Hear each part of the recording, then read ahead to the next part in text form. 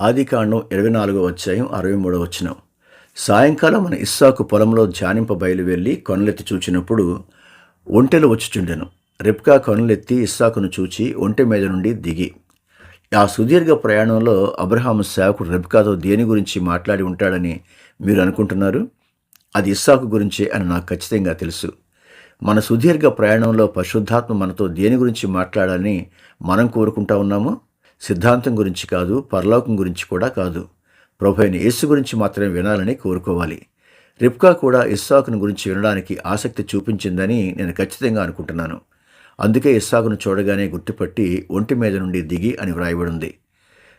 మనం కూడా ఆయన్ను ముఖాముఖంగా చూసే వరకు ఈ సుదీర్ఘ ప్రయాణంలో రిబ్కా ఇస్సాకును చూసే వరకు ఇస్సాకుని గురించి ఎలాగైతే విందో, అలాగే పరిశుద్ధాత్మ నుంచి అద్భుతమైన రక్షకుడి గురించి మరింత ఎక్కువగా మనం తెలుసుకోవాలని కోరిక కలిగి ఉండాలి.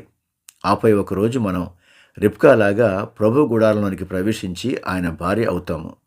మీకు ఆ కోరిక ఉందా? 24వ అధ్యాయం అంతా దాని గురించే. ప్రార్థన: దేవా, ఈ సుదీర్ఘ విశ్వాస ప్రయాణంలో నిన్ను చూసే ఆ అద్భుతమైన గడియ వరకు నిన్ను గురించి, నా పట్ల నీ ప్రణాళిక గురించి వినడానికి ఆసక్తిని పుట్టించు. యేసు నామములో ప్రార్థిస్తున్నాం తండ్రి. ఆమెన్.